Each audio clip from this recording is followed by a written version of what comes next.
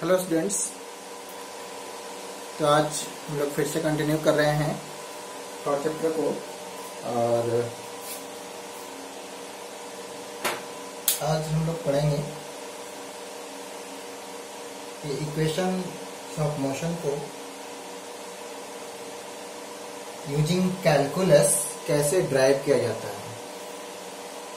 आपके पेपर में क्वेश्चन आएगा कि drive equations of motion using calculus method. तो फर्स्ट ऑफ ऑल आपको ये याद भी होना चाहिए कि इक्वेशंस ऑफ मोशन होते क्या हैं। मैं आपको लिख देता हूं क्या क्या होता है, आप याद कीजिए। First, v is equal to u plus a t. Second, s is equal to u t plus half a t square. और थर्ड है v square is equal to u square plus 2as। These three are the equations of motion। Order भी आप याद रखेंगे। इसे first equation of motion बोलेंगे, v is equal to u plus a t को। s is equal to ut plus half at square is known as second equation of motion, और v square is equal to u square plus 2as को third equation of motion बोलेंगे। तो आप ये order भी ध्यान रखेंगे। हो सकता है कि कभी पेपर में आ जाए कि derive first equation of motion using calculus method, then आपको ये वाला करना है v is equal to u plus a t. अगर लिखा रहे कि second equation of motion derive करें तो s equal to u t plus half a t square derive करना है, और थर्ड लिखा रहे then you have to derive v square is equal to u square plus 2as। ठीक है, तो इसे आप ध्यान रखेंगे कि फर्स्ट सेकेंड थर्ड क्या क्या है। और कैलकुलस मेथड से ड्राइव करना है तो अभी आगे करने जा रहे हैं, इस तरीका से आप भी ड्राइव करेंगे।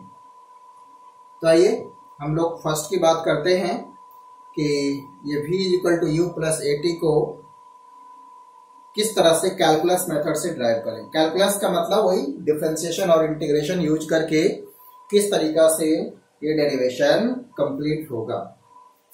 आपको पता है ना इन सब में v क्या है, u क्या है, a क्या है, t क्या है ना। v क्या है, final velocity, final velocity. u क्या है, इनिशियल वेलोसिटी। ये बिल्कुल क्लियर होना चाहिए। a क्या है, एक्सेलरेशन। और कैसा, कांस्टेंट, अभी आपको समझ आ जाएगा। और क्या बचा, s फॉर डिस्प्लेसमेंट, यहाँ s for displacement, t stand for time. ठीक है ना। इसमें भी u, a, s और t के बारे में हमें पता हो गया। तो आइए अब स्टार्ट कर लेते हैं कि कैसे कैलकुलस मेथड से v is equal to u plus a t को ड्राइव किया जाएगा। आप 10th क्लास में पढ़े थे इसका डेरिवेशन, और वहां पढ़े थे ज्योमेट्रिकल मेथड,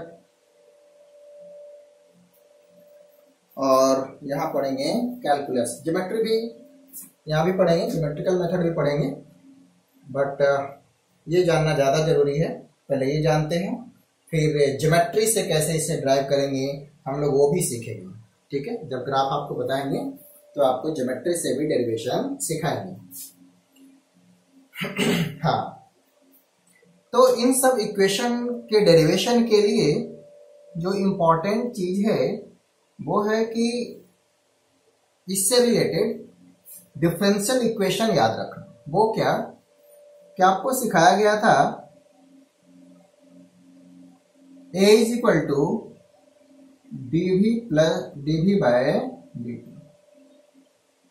साथ में आपको ये भी सिखाया गया था, मैं लिख देता हूं पहले ये सेकेंड ये भी सिखाया गया था कि x इज, चलो मैं ऑर्डर में लिख देता हूँ, x is equal sorry v is equal to dx by dt, a is equal to dv by dt, और एक और चीज कि a is equal to v dv by dx। थोड़ा याद कीजिएगा प्लीज, ये तीन चीज आपको सिखाया गया था।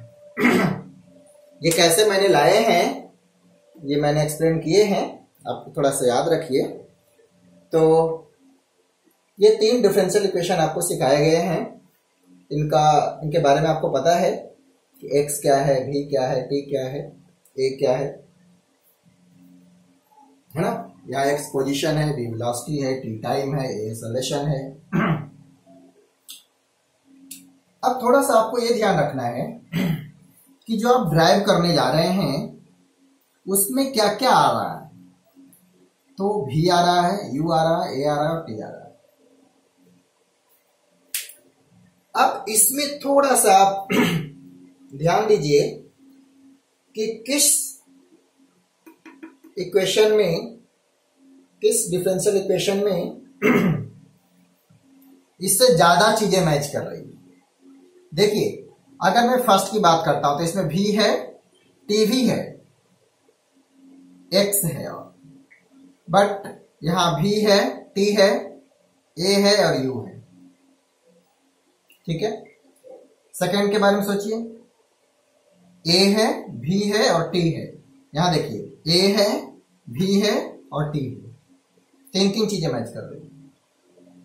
इसमें v है, a है और x है, बट आप ध्यान दीजिए यहां तो x है ही नहीं। तो पहले तो सिलेक्शन के लिए आप ऐसा करो कि जो आपको ड्राइव करना है उसमें तो x है ही नहीं। तो आप थोड़ा सा अपने आप को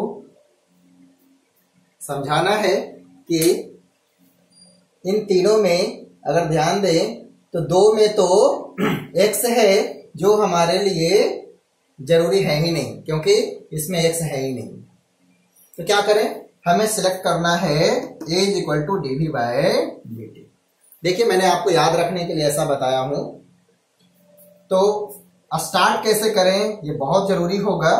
तो आपको याद रखना है कि first equation of motion derive करने के लिए आपको a is equal to dv by dt से स्टार्ट करना है। Starting is very very important कि आप कैसे स्टार्ट कर रहे हैं, अदरवाइज आपका टाइम भी वेस्ट हो जाएगा और कंप्लीट भी नहीं हो पाएगा। ठीक है ना, आप ध्यान रखेंगे कि फर्स्ट के लिए हम a is equal to dv by dt से स्टार्ट करेंगे। आइए स्टार्ट करते हैं। ये तो हमें आउटपुट में लाना है, ठीक है ना। ये हमें प्रूफ करना है कि v जो होगा u प्लस at के बराबर होगा। चलिए we know that, यहां से स्टार्ट करेंगे कि a is equal to dv by dt। दूसरा स्टेप,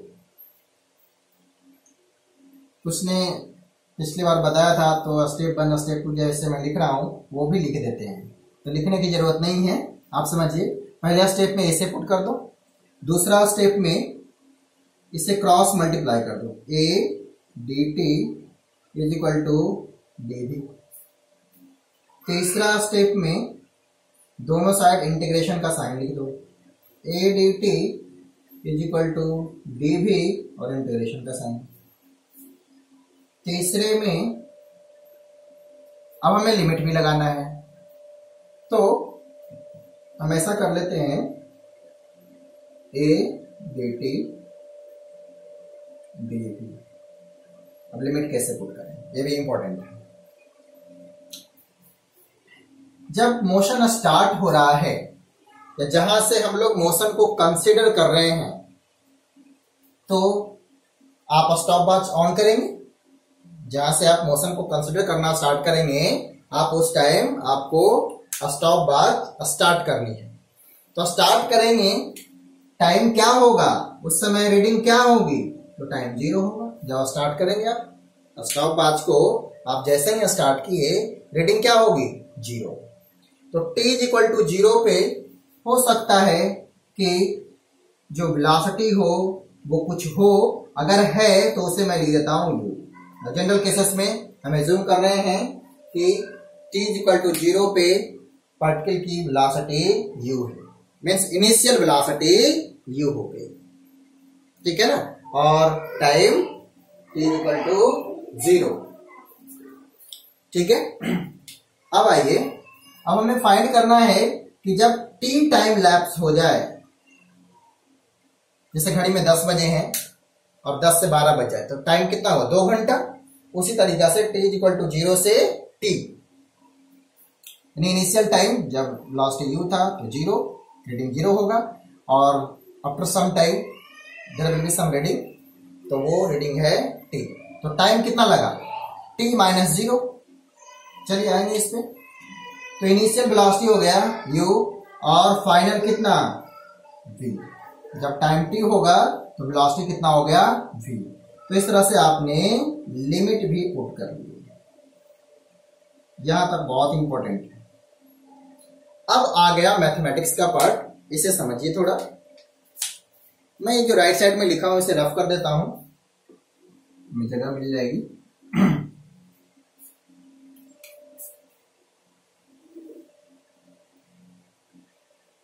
अब देखो मैं एक बार लिखना चाहूंगा इसे, a dt t is equal to 0 से t तक, और इधर वेलोसिटी में जो चेंज है वो u से v तक। समझिएगा ये क्या दिखा रहा है, लिमिट है।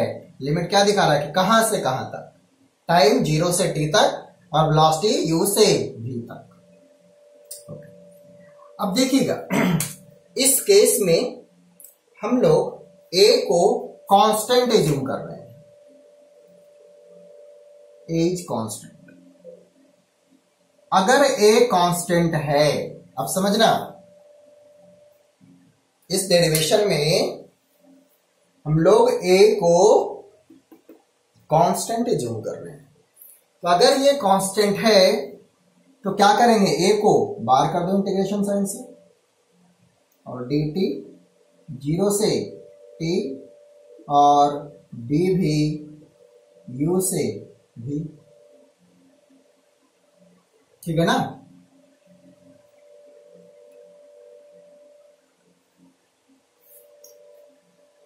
अब a बाहर हो गया, क्या करें, a मैं ऐसा लिख दूं, यहां कुछ नहीं है तो क्या 1 है, और 1 का मतलब t के power 0 dt 0 to limit t, और यहां आ गया v के पावर 0, कुछ नहीं तो क्या v के पावर 0 और dv u से v।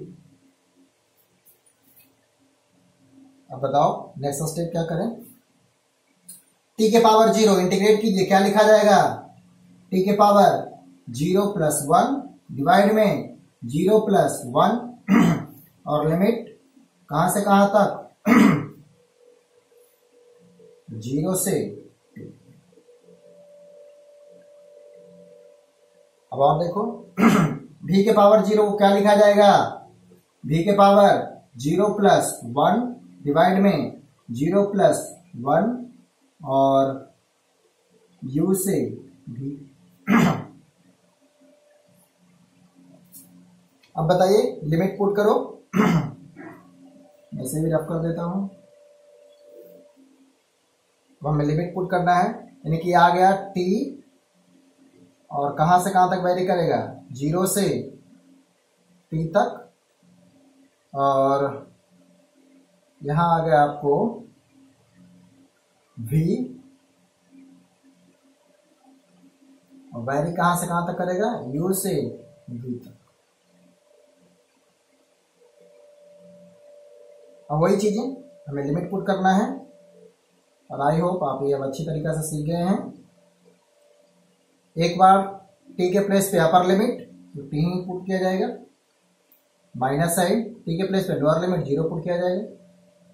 फिर यही स्टेप यहां भी रिपीट करना है, v minus lower limit u solve करेंगे तो t is equal to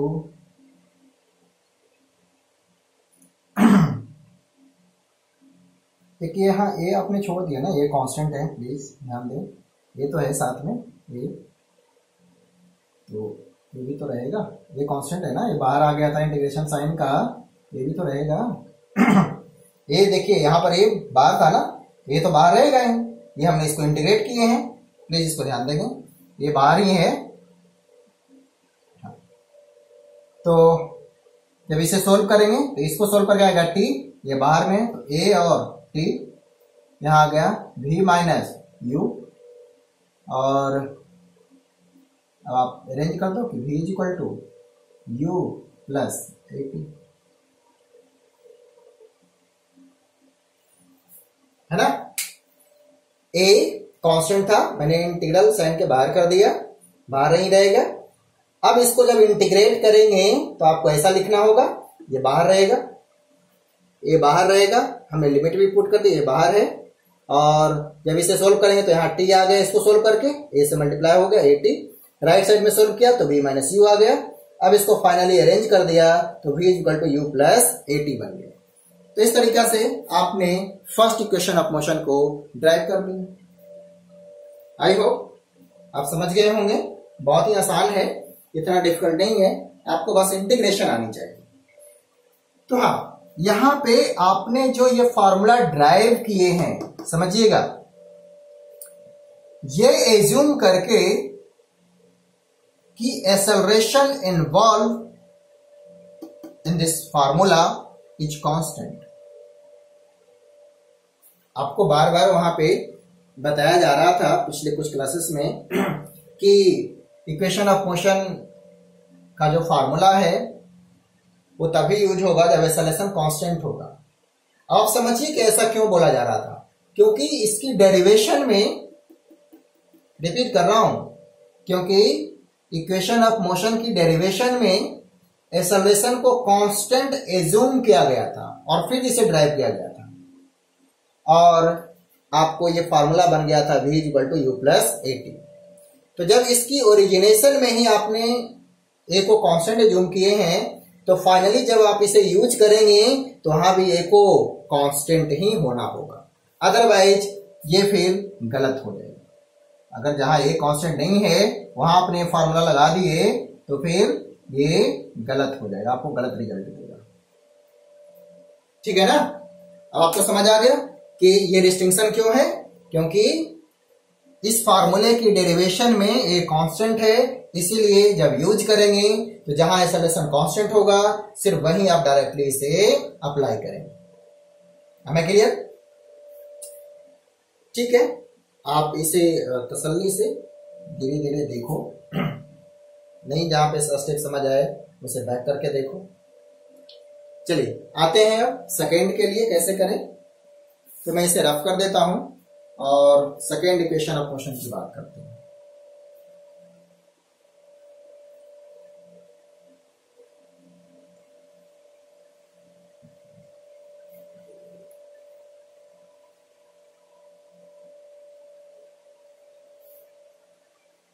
second में क्या था?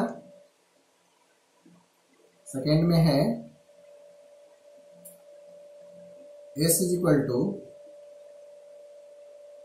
ut plus half at square. फिर मैं यहां लिख देता हूं v is equal to dx by dt, a is equal to dv by dt, और a is equal to v dv by dx।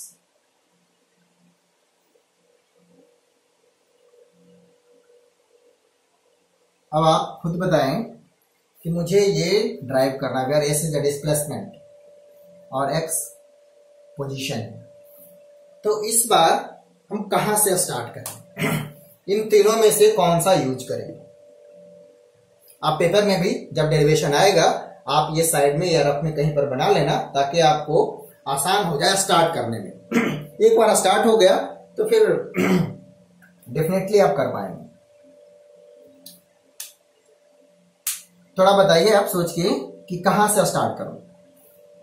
जो आपको रिजल्ट लाना है उसमें क्या है, डिस्प्लेसमेंट है, मीन्स चेंज इन पोजीशन है, मीन्स इन सब में कोई वैसा सेलेक्ट करेंगे जिसमें कहीं पोजीशन वाला टर्म हो। तो पोजीशन वाला टर्म एक ऊपर वाले में है और एक ये नीचे वाले में। चलिए, और क्या है इसमें, टाइम है। तो टाइम ऊपर वाला में तो है बट नीचे वाला में नहीं। तो यहीं पे हम लोग थोड़ा ध्यान देंगे और इससे स्टार्ट करेंगे। देखो मैं आपको याद रखने के लिए इस तरह से बता रहा हूं, ठीक है ना। तो इस बार सेकेंड के लिए हम लोग यहां से स्टार्ट करेंगे, यानी कि ये सेकेंड के लिए यहां से स्टार्ट करेंगे, फर्स्ट के लिए यहां से स्टार्ट करेंगे, ठीक है। तो जाहिर सी बात है थर्ड के लिए यहां से स्टार्ट करेंगे, ठीक है। तो सेकेंड के लिए यहां से स्टार्ट करते हैं। आइए फिर वही लिखेंगे, वी नो दैट क्या लिखूं कि v is equal to dx by dt। दूसरे स्टेप में क्रॉस मल्टीप्लाई कर दो, v dt is equal to dx। Third step में दोनों साइड इंटीग्रेशन का साइन लिख दो, v dt is equal to dx और इंटीग्रेशन। तीसरे स्टेप में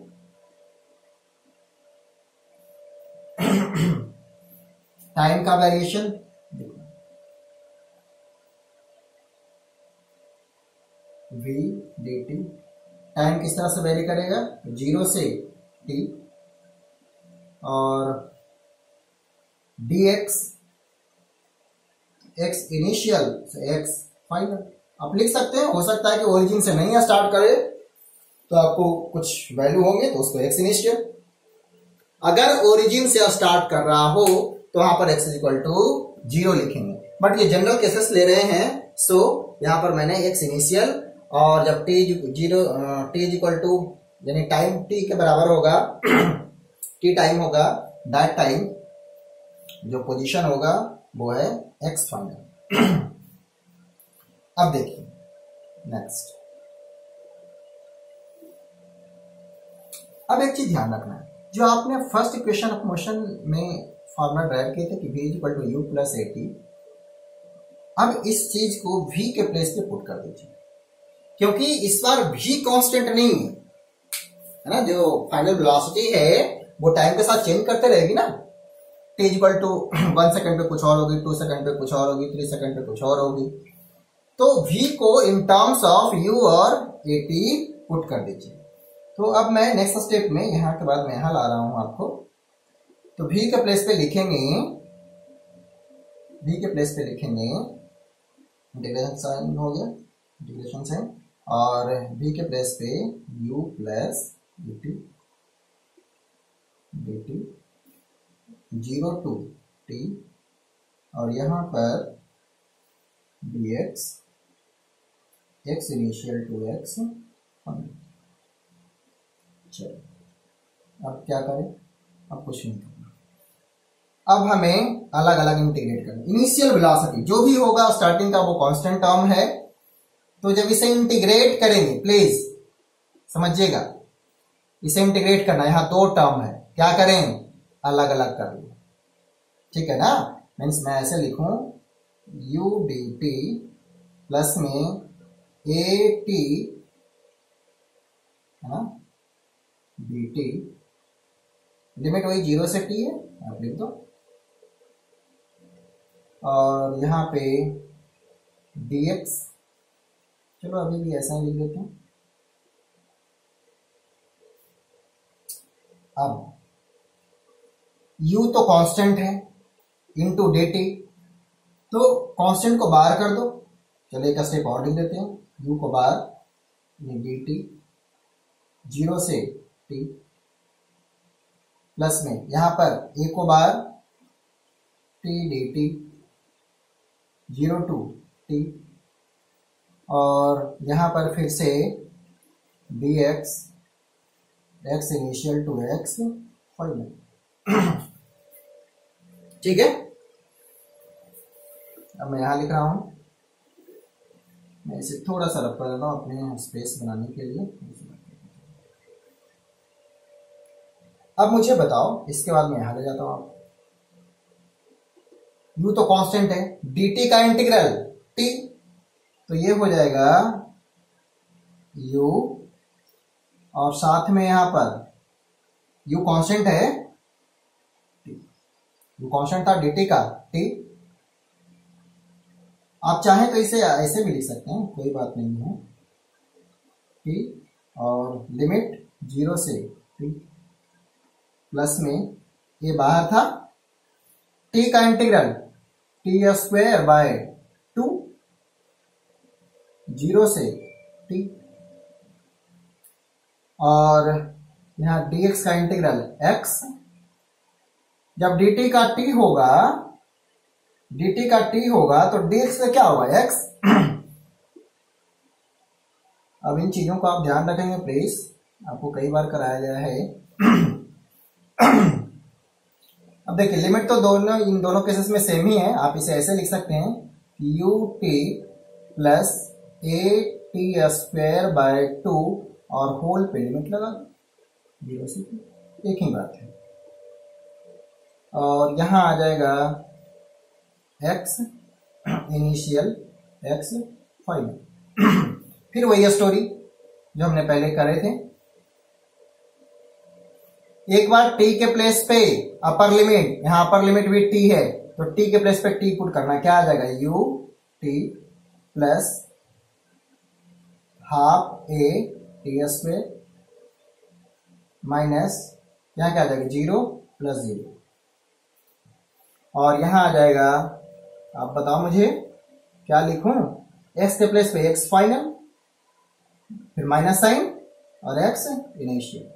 अपर लिमिट वेरिएबल के प्लेस पे अपर लिमिट माइनस वेरिएबल के प्लेस पे लोअर लिमिट। चलिए जब इसे फाइनली सोल्व करेंगे तो आ जाएगा ut plus half at square is equal to x final minus x initial, means change in position and it is known as displacement. ये तो आपको ड्राइव करना था, तो यहां आपका डेरिवेशन कंप्लीट हो। आई होप आप इसे अच्छी तरीका से समझे होंगे, इसमें दिक्कत नहीं आनी चाहिए।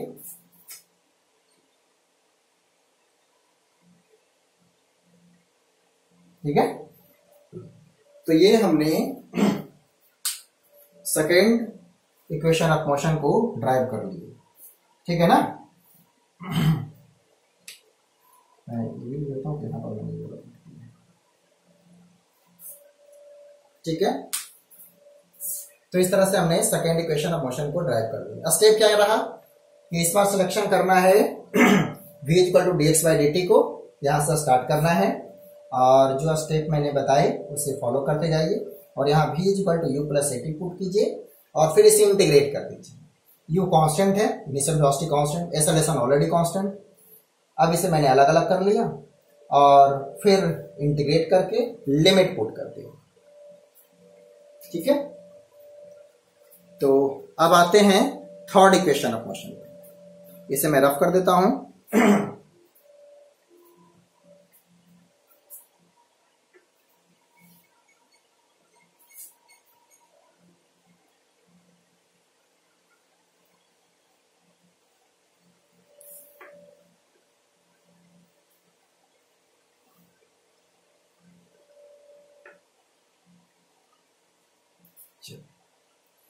थर्ड की बात कर लेते हैं।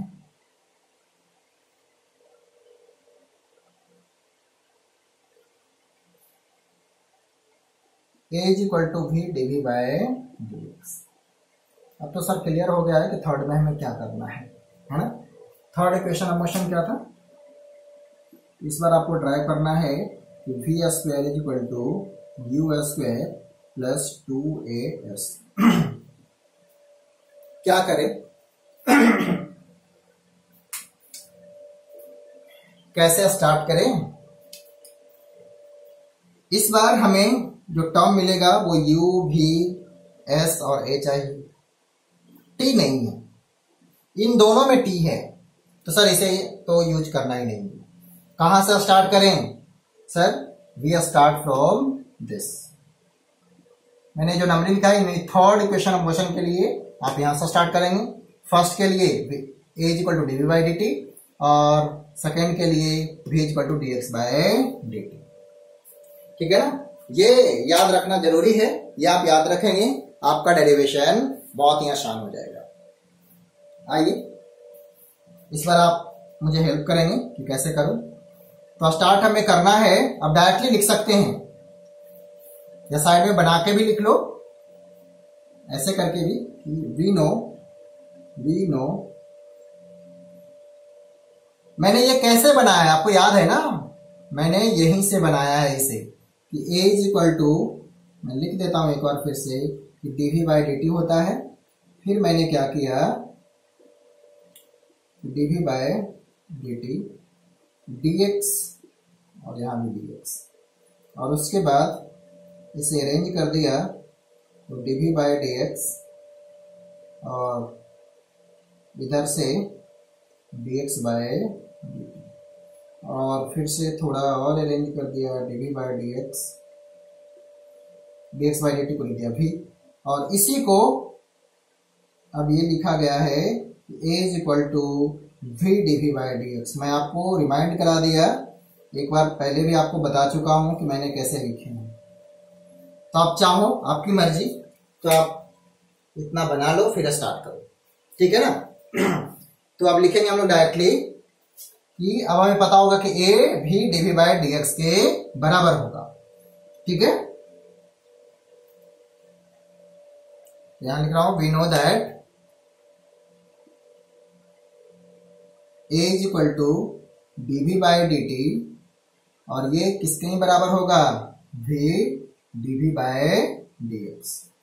तो हम लोग यहां से चलना है, ठीक है ना। तो लिख रहा हूं कि a is equal to v dv by dx। चलिए दूसरा स्टेप क्या करना है, तो इसे क्रॉस मल्टीप्लाई कीजिए, a dx is equal to v dv। Third step, दोनों साइड इंटीग्रेशन का sign, a dx v dv। अब क्या करें, लिमिट, a तो क्या है इस बार? कांस्टेंट है, मैं इंटीग्रल साइन के बाहर ही कर देता हूं, dx। x कहां से कहां तक वैरी करेगा, लिख देता हूं इनिशियली, x इनिशियल और x फाइनल। v u से v है ना, initial velocity u, final v। चलिए आगे का स्टेप देखिए। आई होप ये क्लियर होता जा रहा है आपको। आगे का स्टेप देखो। अब इसके बाद मैं आपको यहां ले चलता हूं, a इज कांस्टेंट, dx का इंटीग्रल आप बता दो सर, x होगा, dx का x। कैसे किया, यहां पर 1 लिख दिए, x के पावर 0 कर दिए, फिर सोल्व कर ली, तो dx का x हो गया। कहां से कहां तक, x इनिशियल से x फाइनल। v का सर v स्क्वायर बाय 2, अब ये तो आपको याद ही हो गया होगा कि v dv का क्या होगा, v स्क्वायर बाय 2। कहां से कहां तक वैरी करेगा, u से v। कहां से कहां तक वैरी करेगा, वो इसकी लिमिट हो गई, lower limit upper limit, lower limit upper limit. चलिए ये कांस्टेंट है, अब क्या करना है, लिमिट पुट करना है, याद है ना आपको। क्या करें, चलो जो कांस्टेंट है उसे मैं बाहर ही रख देता हूं। ठीक है, क्या करें, x फाइनल माइनस x, फिर से वही चीजें, v square by 2 minus u square by 2। ठीक है, एक और स्टेप, मुझे बताइए ना, x final minus x initial, final position minus initial position, change in position, change in position is known as displacement. इसे सॉल्व करेंगे तो v square minus u square upon 2 cross multiply कर दो क्या हो जाएगा 2as equal to v square minus u square. Means finally हमारा जो रिजल्ट बन गया आप समझ गए होंगे क्या बन गया। इसी को आप यहाँ पर लिख दो v square equal to u square plus 2as।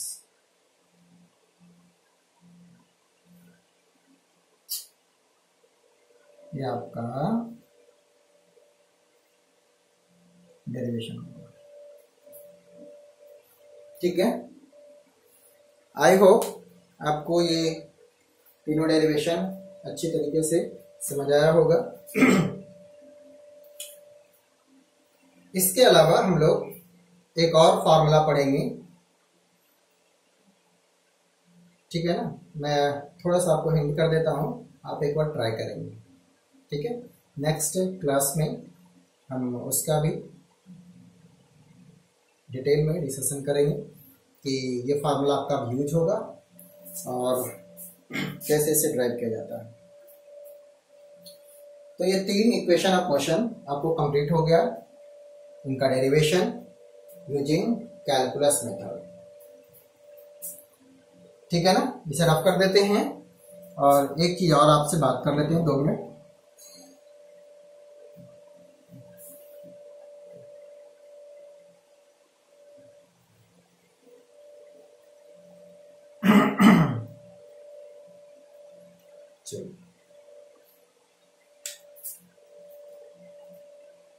इस केस में जो आपको बताया गया है, जो तीनों फार्मूले लिखे गए हैं,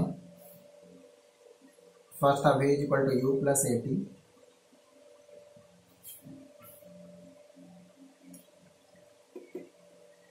S equal to u t plus half a t square और v square equal to u square plus 2as। इसके अलावा एक और फार्मूला आपको सिखाना है मुझे। तो इस केस में जो डिस्प्लेसमेंट है, इस वाले सेकेंड इक्वेशन की बात करूं, वो क्या दिखा रहा है कि t सेकेंड में कितना डिस्प्लेसमेंट हुआ। ये फार्मूला यूज करेंगे तो यहाँ डिस्प्लेसमेंट आएगा, वो क्या दिखाएगा कि t सेकेंड में कितना डिस्प्लेसमेंट हुआ है। बट एक कॉन्सेप्ट ऐसा है, समझिएगा, 1 2 3 4, चलो ये टाइम है, इसी की पोजीशन भी मैं दिखा रहा हूं। फर्स्ट 1 सेकेंड में जो डिस्प्लेसमेंट हुआ मैं इसी पे दिखा रहा हूं, वो ये रहा। 2 सेकेंड में डिस्प्लेसमेंट यहां से यहां तक रहा, 3 सेकेंड में यहां तक रहा, ओरिजिन से यहां तक, 4 सेकेंड में यहां तक। अगर आपसे क्वेश्चन ये पूछा जाए कि 3rd सेकेंड में डिस्प्लेसमेंट क्या होगा, डिस्प्लेसमेंट या 4th सेकेंड में डिस्प्लेसमेंट क्या होगा, मैं ऐसा लिखा डिस्प्ले ये ऐसे S4 displacement in 4th second. इसका कॉन्सेप्ट ये है, 4th सेकेंड में डिस्प्लेसमेंट का मतलब है कि 3 सेकेंड के बाद जस्ट 1 सेकेंड में कितना डिस्प्लेसमेंट हुआ, इसे बोलते हैं डिस्प्लेसमेंट इन 4th सेकेंड। उसी तरीका से अगर आपको ये निकालना हो कि what is the displacement in nth second, मैं nth लिख देता हूं, n लिख देता हूं यहां पे। ठीक है, तो nth सेकेंड में डिस्प्लेसमेंट क्या हुआ, उसे कैसे निकालें, थोड़ा सा मैं क्लू बताता हूं। जैसे मैं आपसे ये पूछता कि 4th सेकेंड में डिस्प्लेसमेंट क्या हुआ, तो 4th सेकेंड का मीनिंग हुआ कि 3 सेकेंड कंप्लीट होने के बाद 1 सेकेंड में जो डिस्प्लेसमेंट होगा उसे बोला जाएगा डिस्प्लेसमेंट इन 4th सेकेंड। उसी तरीका से अगर मैं यहां 5 लिखता हूं तो 4 सेकेंड कंप्लीट होने के बाद जो 1 सेकेंड का डिस्प्लेसमेंट होगा, this is known as displacement in 5th second. ये जो 1 सेकेंड का डिस्प्लेसमेंट है इसे बोला जाएगा displacement in 4th second. 2 second के बाद जो 1 सेकंड का डिस्प्लेसमेंट है इसे बोला जाता है डिस्प्लेसमेंट इन क्या, थर्ड सेकंड। इस चीज को ध्यान रखना। तो 4th सेकंड में डिस्प्लेसमेंट का मीनिंग क्या हुआ, 4th सेकंड यानी इस वाले ड्यूरेशन। तो ऐसा बोल सकते हैं कि 4 सेकंड में डिस्प्लेसमेंट माइनस 3 सेकंड में डिस्प्लेसमेंट। मीन्स मैं ऐसा बोल सकता हूं S4 और यहां से S3, ये जो पार्ट होगा दिस इज द S4 कहलाएगा। इस कॉन्सेप्ट को समझिए। 3 सेकंड के बाद जो 1 सेकंड में डिस्प्लेसमेंट होगा उसे बोला जाएगा displacement in 4th second. 4 second के बाद जो 1 सेकंड में डिस्प्लेसमेंट होगा known as displacement in 5th second. तो S4 को ऐसे लिख सकते हैं कि S4 माइनस S3, ठीक है। उसी तरह से SNth को लिखा जा सकता है SN माइनस SN-1। बिल्कुल ये भी वही लिखा गया है S4 minus S4 minus 3। Means displacement इन